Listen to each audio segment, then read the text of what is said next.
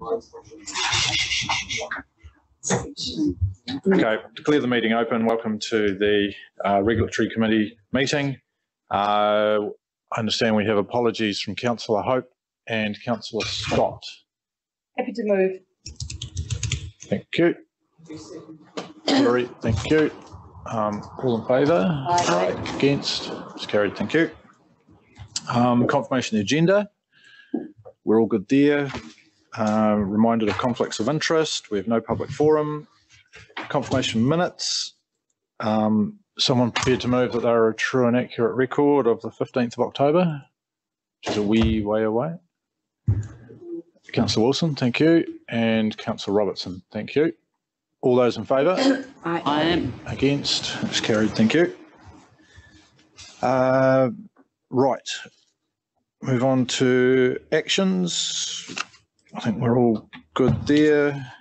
Matters for consent. Sorry. Can I just, with regards to the last item, I have contacted David Clark's office. He is the Minister responsible for cellular coverage. I can't quite remember his actual title. And I've also contacted LGNZ, but I've yet to hear back from either party. So, work in progress. Audio, cool. Thank you. Right, we'll move to paper number 1, which is RMA compliance and enforcement policy.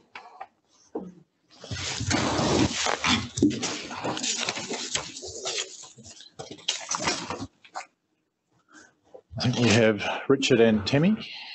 Yeah, welcome. Thank you. Through the chair, I'm pleased to present a draft RMA compliance and enforcement policy for consideration by this committee. This policy will complete the framework for the ORC direction in compliance, monitoring and enforcement activities in Otago. The policy sets out the approach and principles for how the ORC will promote and enforce compliance with the RMA and how RMA compliance and enforcement is managed. You'll note that it's based on RMA requirements, the Regional Sector Strategic Compliance Framework, MFE Best Practice Guidelines and case law direction. Since the publication of the agenda, we have received some feedback from our legal team. They have suggested some minor editorial changes to the policy, such as clarification on the strict liability nature of environmental offending. There's no substantive changes in their feedback, so therefore I have proposed a third recommendation today that the committee authorises staff to make any minor editorial changes resulting from quality checks prior to the final publication of the RMA compliance and enforcement policy. Thank you. Right, thank you. So we'll be adding that to the 2 recommendations, one which is receive the report and the second one which is adopt the compliance enforcement policy 2021. Great, thank you. Open it up for questions. Councillor Wilson.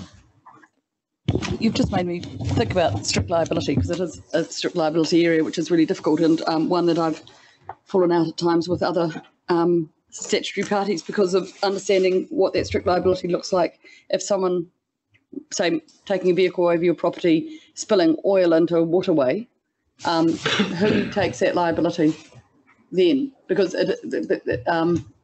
and that's, I mean, it's easier to give the extreme example, but someone goes camping on your side or fishing, driving over your property, and for some reason something falls into a waterway while they do it.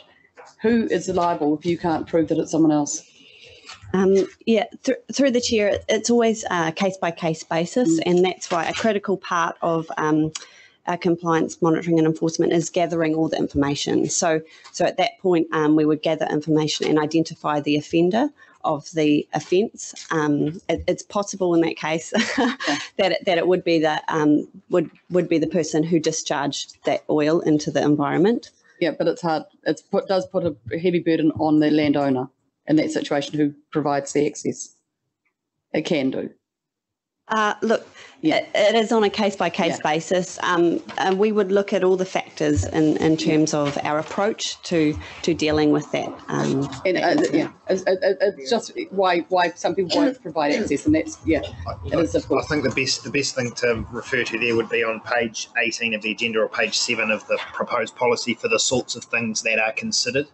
And that would then inform whatever decision might come next. Yeah, it's two other questions. If okay, Chair. Cool. On page 5, the investigation and attempt to resolve by education, and this is something that it's not a criticism, but I think it's somewhere where we need to go. Is to education's great if we know what good looks like, and are we sure in every case that we know what the solution might be? Or what education can do. It's fine to tell people they shouldn't do something, and that's at an easy level, but it's sometimes really hard to know what good looks like on especially in a farming or rural situation, but equally in some urban situations. Does that make sense? Look, through the chair, primarily the education is around the requirements under the RMA in our plan. So it's educating people on what the rules are, and good looks like meeting the rules. I'll just maybe probably add a context for this policy paper, but to give an idea, this is probably more in the rural context than the urban context, but with the development of the NPSFM and NES and farm plans, there is a lot of communication within the regional sector, MFE, MPI, and particularly within the industry bodies around the development of some consistent good practice or good management practice guidelines. So there will be some information to refer to. That's not to say they're applicable for every site, but at least it will start to give some direction. So there's more and more information, because I agree at the moment it can be hard, but there will be information that can be referred to by staff or industry bodies that can step in to provide some of that advice. So then that's exactly where I'm going. I'm not being critical, because I know that a lot of that stuff isn't there at the moment, but so how long will it be likely, or is that going to be something that continually So there will be an develops? iterative process, but it's being talked about in terms of I guess part of the package of information that will be required to support this transition through to a farm plan system. Right. Sarah, you've got a comment too. So I was going to add to the really great answers from Tony and Richard. You also, I guess there's two parts to your question. One is, what does good look like? But the other part that you asked about was the solution. And I guess they're two different things sometimes. So good is the kind of thing we're talking about when we spoke in the implementation committee yesterday with Andrea Howard's paper in relation to what the rural liaison team are going to build in terms of best practice and advice. It's not necessarily appropriate for us to recommend solutions, and so there's I think your question actually has, I'm not sure if you intended it, but it has nuance, and I guess it's important to recognise that. Well, I think that at the moment we possibly, and I'm not debating this, sorry, it probably sounds like I am. It's just understanding that regulatory and implementation do join up the not hard rules, and it's understanding the role between rural liaison and that stuff, and it's not, and just understanding where it's going. And I'm very, very happy where that's heading. So in my view, yeah, and this is just my view, although I think it's reasonably well shared with the executive, the perfect scenario for me is that Tammy's team do their job, they identify perhaps a problem, they give some advice around this policy, around education, etc., and then the rural liaison team, if necessary, can back that up with the good practice guidance, etc. Oh, thank you. And one more question. Yeah, last question. And I'm just wondering if I'm misreading this. The table that starts on page 9, where you've got informal actions on the left, and then you go to directive actions, and then over the next page, is that still directive issue, the enforcement one? And the next page as well, yeah. I just want to understand that. The directive gap punitive. Yeah. Through the chair, that is a directive action, the enforcement order. Okay, and so the next page is also punitive. Could we add those in, or I mean, it's one of your editorials, just that clarity. It looked disconnected, and I just couldn't quite understand. Thank you. Right, thank you, Councillor Deaker. Yeah, thanks, Gary, and thank you, Richard and Tammy. You've made a very good job of this. It's so easy to make a policy like this clunky and difficult and dense, but I found this very clear. I'm particularly interested in the 4 E's approach and totally approve of that. But I wonder what the comms plan is for this now that we have the document, now that we have a really good compliance plan. How do we make sure our potential customers know about it, know about our approach, know about what their obligations are going to be, know about what the consequences of them coming into direct contact with this policy will be? What have we got planned for the rollout from now, so that all the potential people who might be affected by it know about it?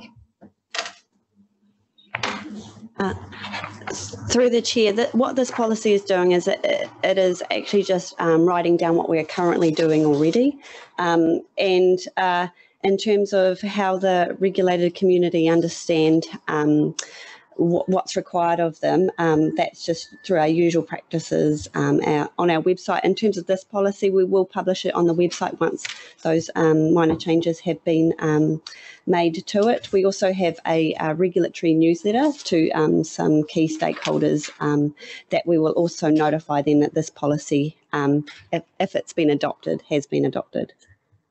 That's interesting. I didn't know you had a regulatory newsletter. How often does that go out?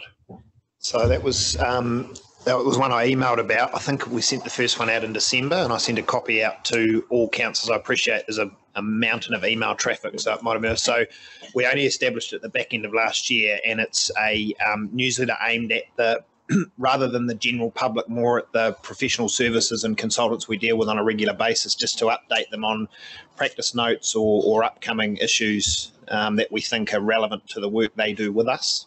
So I think the next one's due to go out April. Good on you. I think that's a great idea. I'm glad it's happening. And I'm sorry I missed it. Thank you, Councillor Calvert. I'm not sort of sure where this fits. I really like what's going on here and gives some clear expectations or helps people understand what to expect where. But I'm just wondering, since everybody who involves themselves with this is, and because of the strict liability and things, obliged to do something, and we can do something in response to it. This stuff about what we will do, is there any place in here that could say something like, if you feel we're not doing our bit, this is what you should do? Because it's sort of all about, here's the expectations of us, and then here's what we will do to you if you don't do what you should do, but it doesn't have that connecting bit about, and since we've set up these expectations of us, could you tell us whether we're fulfilling those ones as well? I mean, no one out there can enforce the fact that we're doing our bit in the same way as we can enforce the fact that they are, but I'm just wondering whether this is a place, there is any place in here to say something about the reciprocal.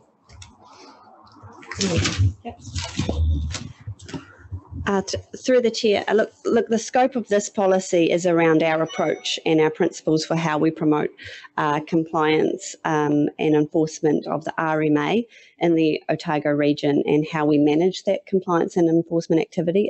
It's not, the scope is not what you are asking. I think to extend on that a bit, Hilary, what you're talking about is an expectation around levels of service. Well, there's two things. There's an expectation around levels of service, which obviously comes into resourcing and the compliance plan, which was signed off last year, which will be reviewed. You know, are we putting our efforts and our resources into the right areas based on what the community think are important? And then the second bit is just, you know, similar to the conversation that we had through the measures workshop the other day around, is someone satisfied one-on-one with the service they get if they make a complaint, and that's just purely that doesn't belong in a policy. That's around, again, I guess, that broader view of how are we seeking feedback from our community or our customers to understand whether they're satisfied with the job we're doing, but it's not a policy consideration. I guess just a connection with that end of things, in that although it's described as a policy, it says things like we will do this and we will do that, which isn't sort of a policy.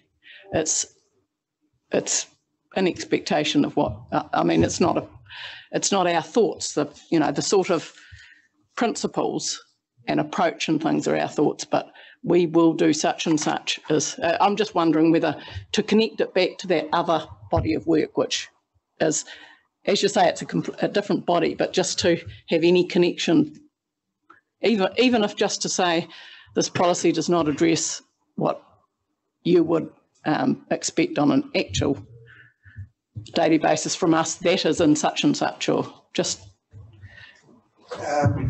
maybe not. I don't. I'm sorry. My initial response to that is I don't think that's appropriate. I suppose in response to that comment about the we will, because the regulatory framework it's quite specific in terms of the RMA and the case law and the way in which we would approach an investigation. That's why the language in here might be a little bit more direct than what you might find in other policies. It's reflective of compliance as a sector or a body of work. What is in here, I guess, is that table that shows the framework with the policy, national strategic compliance, then the policy, and then the plan. So we do try to set out, there are different documents setting that out, and maybe, again, we can take away that comment around how might we communicate that, but I don't think it belongs in the policy itself. Yes, just a... Okay, all done? It's all right, yep, Laurie? cool. Thank you. Councillor Robertson. Thank you. Other speakers have covered similar questions, but yeah, I think that the 4 E's is fantastic as well. And I think reflecting what other people were saying, there is a comms opportunity. I know that doesn't probably, well, I don't know, it's probably not the right term for what we would need to do, but our key stakeholders and community, I think, does need to understand key messages of what they can expect from us now. And although we're doing it already, we're hearing, it would be really good if we did have some key messages. You can expect to see us out there engaging, educating, enabling and enforcing in these situations, practical concrete type scenarios. You'll be seeing us doing these things. We're going to be we have been investing in these areas as well, and we will continue to do so. I know, and yeah, we're doing some absolutely fantastic stuff. It would be good perhaps if you could talk now to some of the investment that we've made in the team already in these areas, and whether or not those types of messages are being worked on is really important, I think, for a team of compliance staff to be able to be saying the same types of messages in the right situations so that community isn't confused. And I know you'll know all that as well, but maybe reflecting on what other people are saying, is there an opportunity now for you to tell us more about what you have been doing, what you thinking, even you, Richard, with your national links to farm planning? Maybe tell us about that as well, and how all that sort of links together into this approach. And how are we going to communicate with our communities that this is all happening? I think in terms of the national, where that's probably in the update paper rather than the policy paper, if that's all right, because we can talk a little bit about some of that stuff there. Do you want to just talk a little bit about how implementing this and the plan within the team, maybe? Yeah. Look, through the chair, look, I refer councillors to page 9 of the agenda. Under paragraph 10, there's this diagram which shows the national direction, the ORC direction, and then our operational delivery. And so back in October, the ORC compliance plan was endorsed by this committee, and that has been communicated to our staff. It prioritises their delivery. The same will happen with this compliance and enforcement policy. And out of that, we've developed an operational compliance program, and in terms of the 4 E's approach, that is something that is well communicated with my staff. And so when they are out engaging on a one-on-one basis, that's the approach that they are already taking. And I'm looking forward to supporting them to develop in those spaces, but also acknowledging that at times we need to be at the enforce side of the spectrum.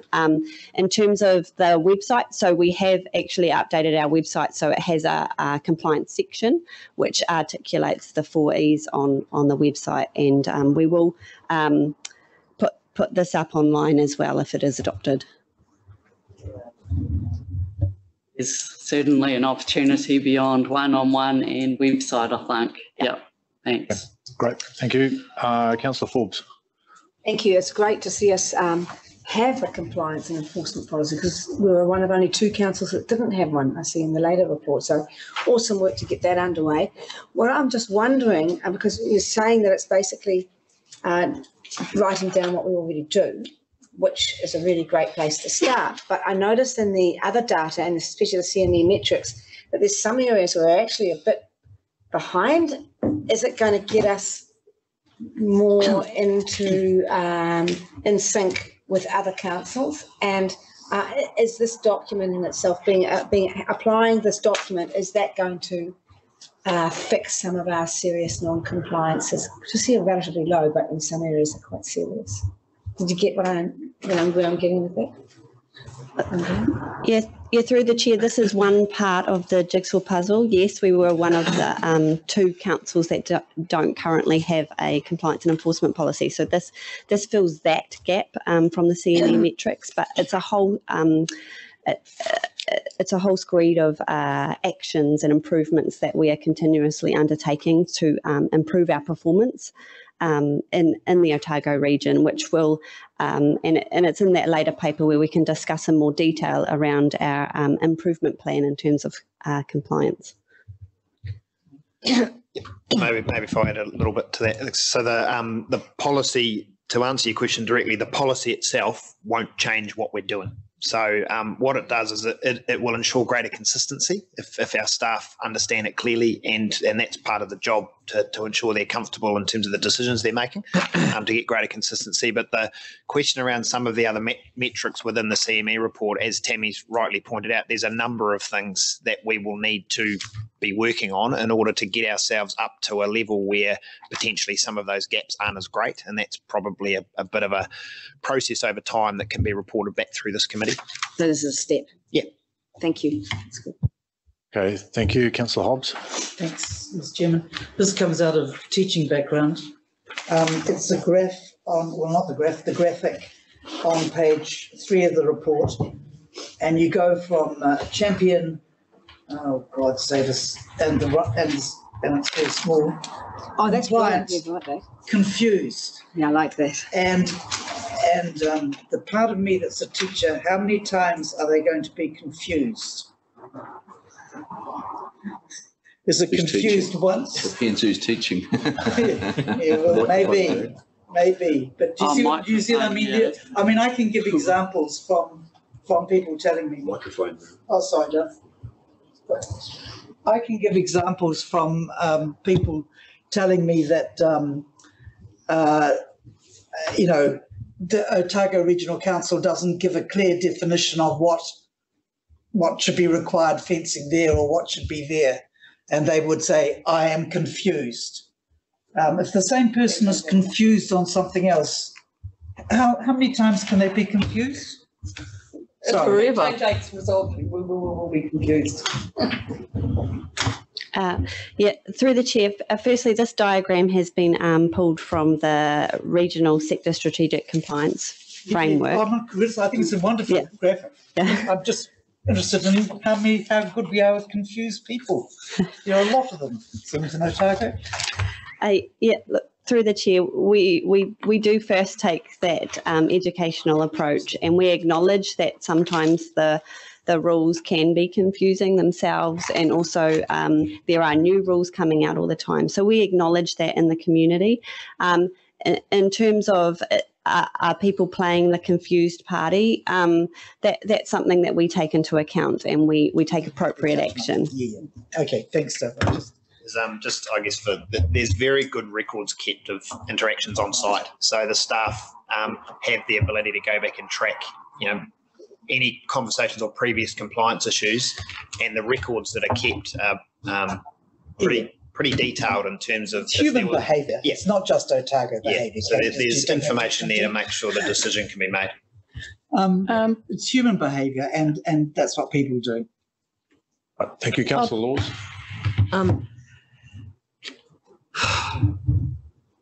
Yes, it's all very well to have a policy. It's when the rubber hits the road and how that works. So I guess in 12 months' time we'll know. So that's fair enough. And as you say, you're just simply writing down what you're already doing, so we shouldn't get too excited about it. I'm more interested in the 4E approach when it comes to individual versus corporate versus public bodies, because I'd hate to think that we were going to go through that as a maxim when, for example, we get breaches of wastewater treatment plants from public agencies. And I would suggest to you that you move straight to prosecution straight away. I want to know, therefore, that you've got that in your system, that we tend to treat people slightly differently. So this maxim isn't a universal, is it? Can I give you an example?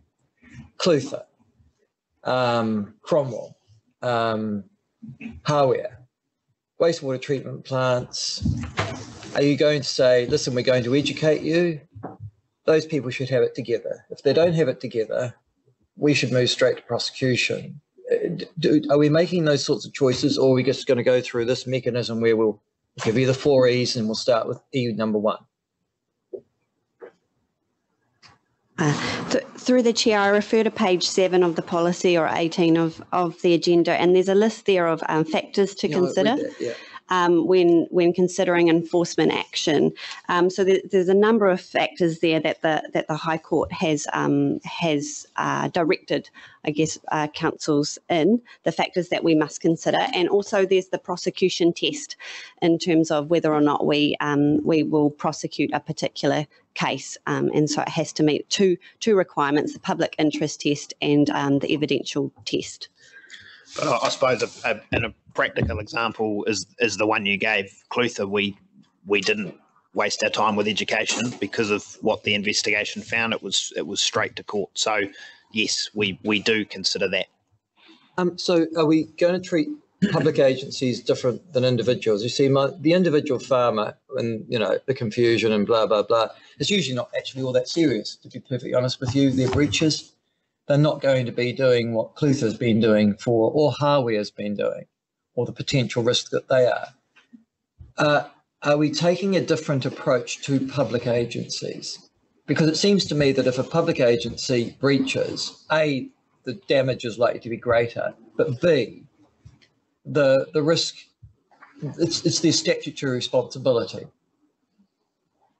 Maybe I'll start and then you jump in. So my first response is, do we treat them any differently? No, we don't. We need to treat everyone consistently. The way in which we might answer some of the questions we work through might be different because of the expectations around corporates or public entities, whatever that might be, where they should reasonably be expected to understand what the rules are and what their responsibilities are. So no, they're not treated any different.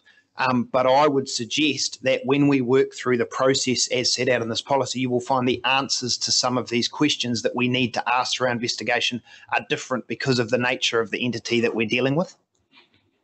But it's not a simple case of saying you're a corporate, we will treat you differently to an individual. That's not appropriate in a regulatory context. But I think you can make the assumption that some of these tests will be different because of the nature of the organisation that we're dealing with. Well, let's give you another example. Northlake. and its consistent breaches and its associated subcontractors and the developments that they're doing. Now, again, do you go, how many times do you have to breach environmental standards before you get the full weight of us upon you? So that's part of the test.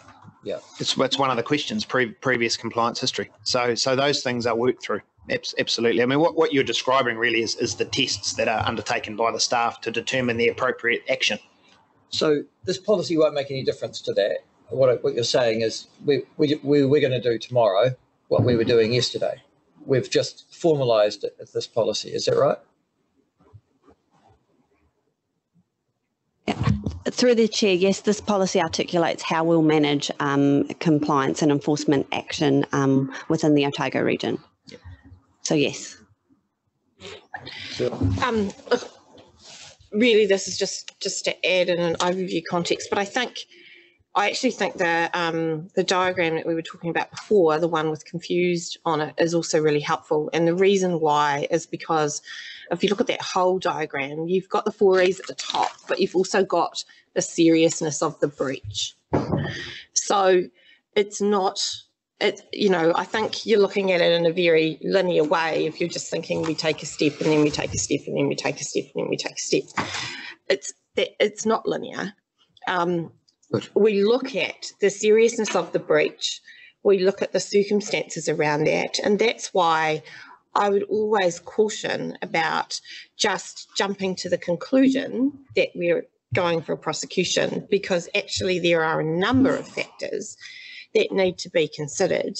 It can be quite complex, and we look at all of those. So, yeah, while it might seem straightforward to you in terms of the interest of natural justice, we need to go through a proper investigation, and that investigation may have components of those things.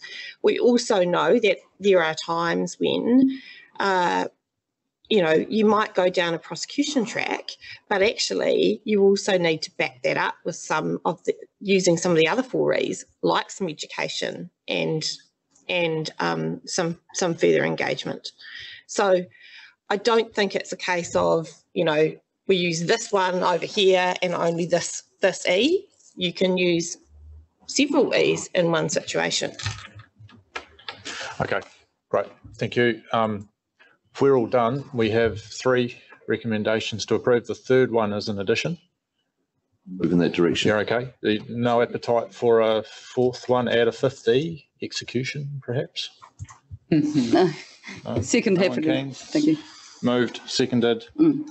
No further discussion. Okay, all in favour? Aye. Against? Carried, thank you. I was.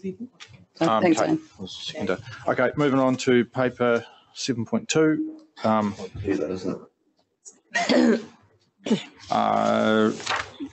Quarterly activity report. 2 recommendations, receive the report, note the update report from regulatory group. I'll just very quickly. So just apologies from Simon Wilson, who would normally attend these. He's down at court with Plantoon 7, and also Steve. Because of the nature of activities, you'll note we've done a separate Harbour Master report for this meeting, as opposed to normally where we just combine it all into one activity report. So that's otherwise it's just an update report. Happy to take questions. Okay, great. Questions?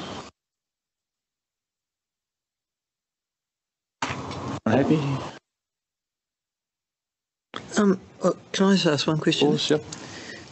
On my page 35, there's a series of graphs in figure 6, public inquiries. And you'll see the inquiry location. It says that of their total percentage of total inquiries from the public relating to consents, 26% of them come from Central Otago, versus only 20% from Dunedin. And yet the disparity in population is considerable, so therefore there's obviously a disproportionate increased number of inquiries. In terms of answering those inquiries to satisfaction level, do we have a measure of that? If I make an inquiry And do we have an effectiveness review, if you like, about how effective answering those inquiries, whether or not the customer is satisfied, blah, blah, blah? Or is that something that we're going to discuss later on when we do our public survey? So no, there isn't expressly a measure of satisfaction with public inquiries. The inquiries can be hugely varied in nature, from a very specific, can you help me define a rule, to I want to apply for a consent to build a dam. You know, so, and in which case then the process can be very different, but there isn't, in answer to your question, there isn't a process directly after we've completed a public inquiry or at the end of the call to measure satisfaction. I guess it comes back to the conversation we're having before, which is that measure around customer interactions that we don't currently have. There's a couple of pieces of work going on at the moment which will be talked about in different forums, but in answer to your question, no, we don't have a direct measure of satisfaction of the inquiry process. It's because it's hard then to gauge whether or not we're being effective or not, isn't it? There's a bland number there that tells us how many people we're dealing with, but we don't know if we're actually doing our job. Yeah, to meet their expectations, or you know, to be perfectly honest with you, we're their servants. Yeah, which is, I mean, a part of the reason I guess we show these is one, to show the amount of resource being provided by this council to those inquiries. It's something that we haven't had in the past, is dedicated staff to be able to provide responses to people, but we've recognised the need, so there's staff now in there to do it. Yep. And you know, it's becoming an increasing part of the consents job because of the changing nature of both the Otago and the national planning framework, is us assisting people to understand that and what might be required of them in a regulatory sense. So it is becoming a bigger and bigger part of the job.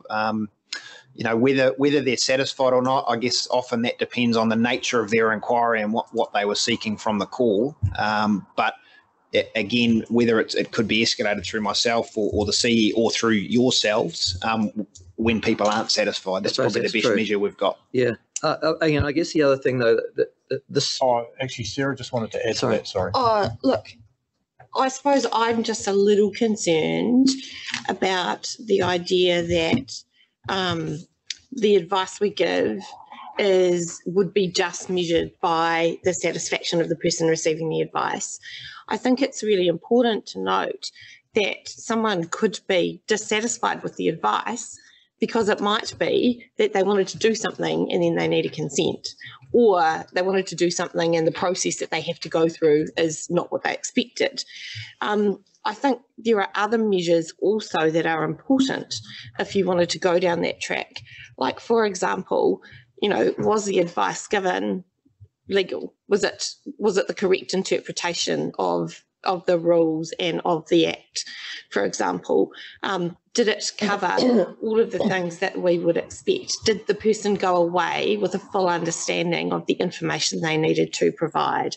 So I think it's not that I'm objecting to the question. I'm just saying, if we wanted to go down this track, I think the satisfaction of the person who makes the inquiry is one part of it, but actually I would be concerned if you were using that to judge the effectiveness of the job that was being done by the consents team, because I don't think that that's a full picture. No, but I'm looking at these figures here and they give me a bland idea about what we're doing. I just want to know if we're doing it properly and if we're doing it effectively, and there isn't a figure here that allows us to make that sort of judgment. I think the best I can offer there is we'll go away and think about how we may be able to do that in a meaningful way for future reporting, because as Sarah explained, it's not as easy as I accept that, but yeah, but I have some take your point. Yep. Yeah. And finally, 70% of these inquiries are by email. So does that mean there's been a trend of people, well, or just does it not, coming to the front desk and asking face to face, which would be the old-fashioned way, versus emails? Have we probed that we're actually, yeah, you know what I mean? Usually personal interaction provides a more complete response. Is emailing the way to go? Sorry, I seem to be having technical difficulties this morning. So we have noticed that I think COVID has made a difference on how people want to interact with us and is reflective of where we've been. There have been limitations on where the staff can go and what they can do.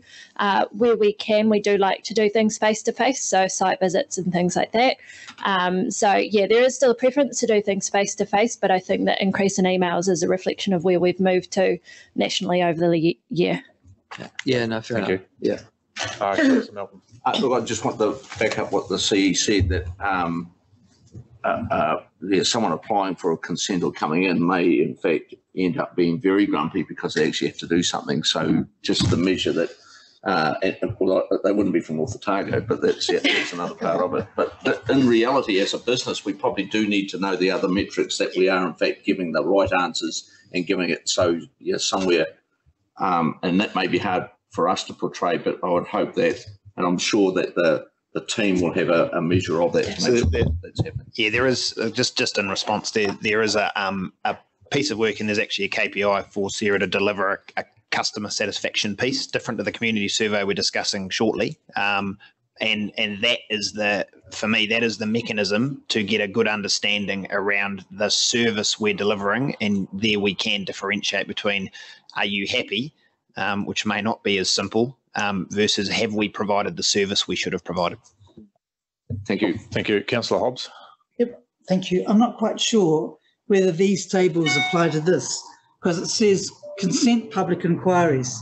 Sometimes people are complaining about their neighbour, either the vegetation. No, it doesn't cover that. But your department deals with that, though, don't you? Because you're going to have the people with the strange boiler. Yeah, through the chair. So if you look at figures 12 and 13, so pages 38 and 39 of the agenda, that's the service requests for complaints around pollution or complaints around non-compliance. Or domestic chimneys. Yes. Okay, thank you. Okay. Cool, thank you. No other questions. 2 recommendations. Receive the report, notes the report. We move with that. Councillor Noon, thank you. Councillor Wilson, seconded, thank you. No other discussion. I'll put it. All in favour? Aye. Against? It's carried, thank you. Righto. Item 7.3, Harbour Master Summer Activity Update. School holiday report.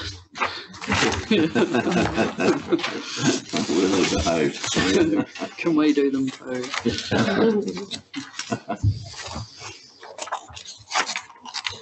Welcome, Steve.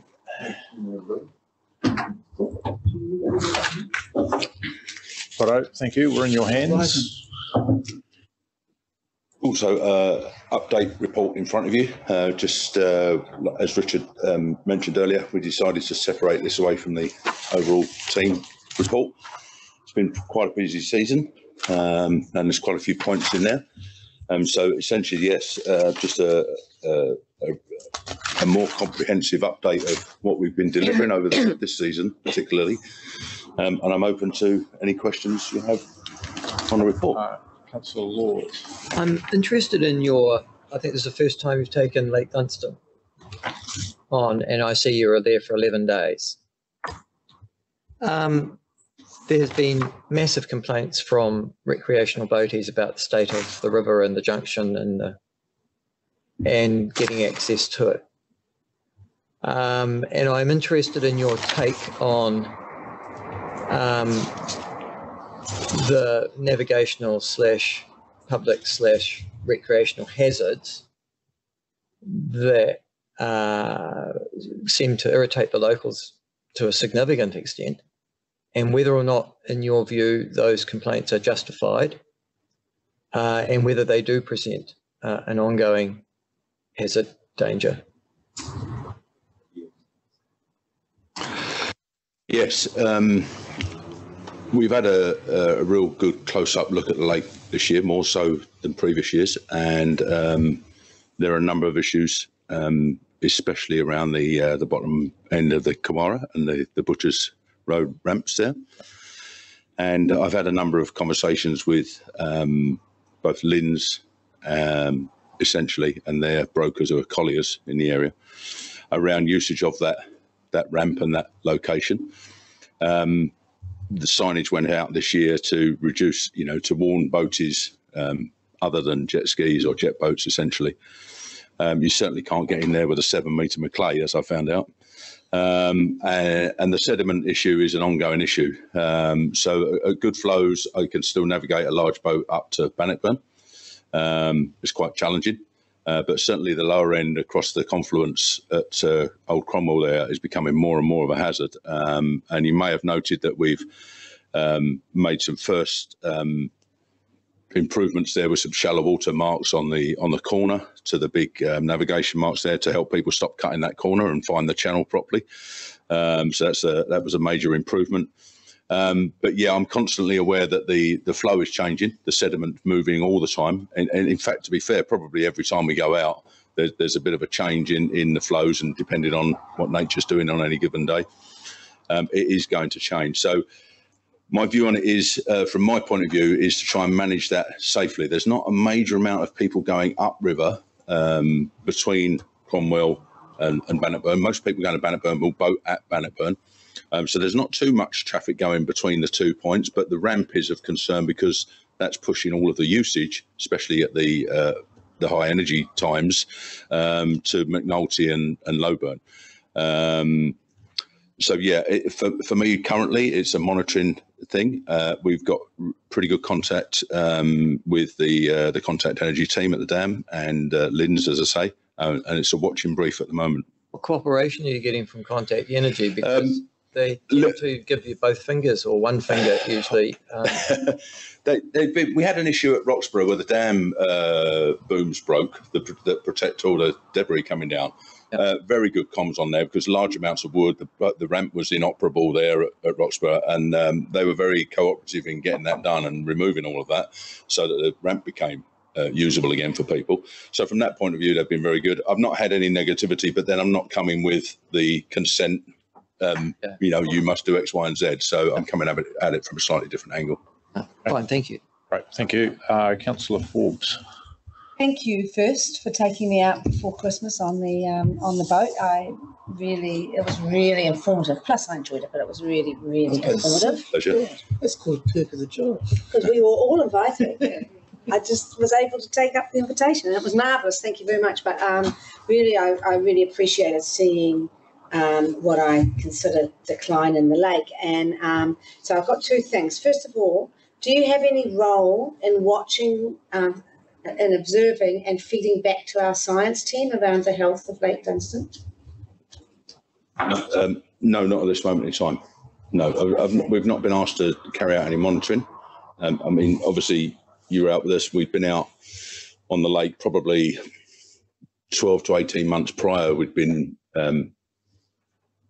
spending time on the lake, so we can see the increase in Lagorecyphon, and certainly the flows were probably about a foot down from the time we went out, and it's even more visible than it was. And it's an ongoing huge problem, but I don't have any role to play in that currently other than to manage safety of navigation.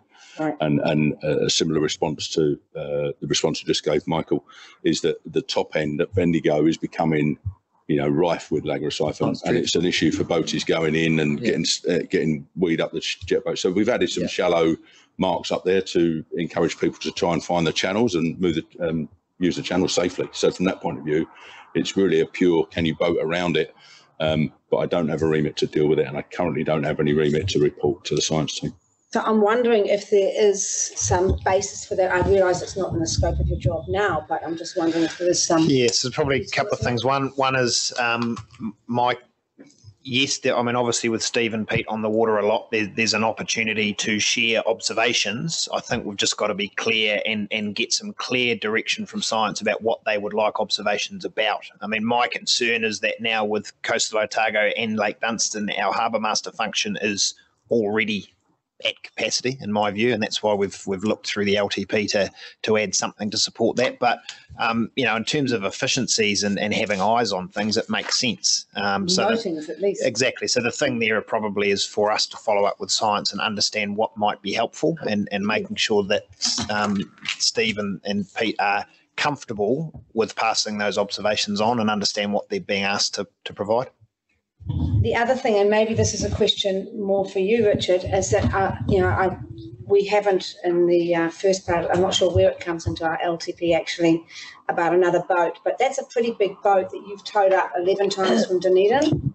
And I wonder at what point, or if we know at what point, it becomes economic for us to purchase possibly a smaller boat, if you can't even get up to Butchers at the moment, for Lake Dunstan. So we had a discussion, and there was the potential for it to be included in this LTP. We removed it as part of the review we did, but there is planning already underway to have an extra, or have a boat up there. There's a number of reasons just around efficiencies, whether it be type of boat, and Steve has made it very clear he would love another boat rather than having to tow the big boat up there every time. But it doesn't look efficient to me. I'm like, there must be a point where you've got a hard case for that. Thank you. Cool. Thank you, Councillor Wilson. Thank you. And this may be touching a bit on what Councillor Forbes just said and mixing the positions up, so I don't want to, but we had a discussion, and again, I maybe just tell me if I'm wrong, Richard, and don't go down this path, but we had a public forum last year of a gentleman who's concerned about the quality of things around Lake Dunstan and contact meeting. But as far as siltation goes, you mentioned that sediment moves because of natural functions. Do we know if it's natural functions of water, or is it electricity driven movement, or is that just that's that we're getting into the compliance with the contact consents, and similar, I guess similar in terms of the line of questioning from Councillor Laws. That's not a function for the harbour master, and navigational safety. I'm testing my memory, and I would need to go back and check. I don't know if navigation safety appears in the consent itself. Okay. So we've got to be very clear that there are two different functions there. Yep. No. Okay. It was only because he mentioned the natural flows of the river, which is different if it's not a natural flow. What is there any concern, and taking it to harbour master functions, I hope, just understanding at what point, how narrow is that channel now at the confluence, and are you confident that it will remain open, or is there potential that we may need to have to do something in order to? There's two issues. One is amenity, and one is safety. I'm reasonably confident the channel is wide enough to navigate at this point. Mm-hmm. It's really the natural flow of any river or waterway like that will have sediment being pushed to the inside edges. This one's slightly different in that the Butcher's Ramp is sort of on the outside edge of the flow. But it's relatively deep in the middle. Mm-hmm. It obviously shallows up as you go up, but really the issue is not about the depth of the channel. It's about the access to the ramp in this instance. Okay. Okay, cool. Any other questions? Righto, thanks very much for the good work, Steve. We have one recommendation that we received the report. Someone prepared to move that? Councillor Robertson. Second. Seconded Councillor Laws. No discussion. Okay, we'll put it. All in favour? Aye. Against? Thank you. That's carried. Thank you. Yeah. Thank you. Righto, I think we are, this last paper, declare the meeting closed. We are.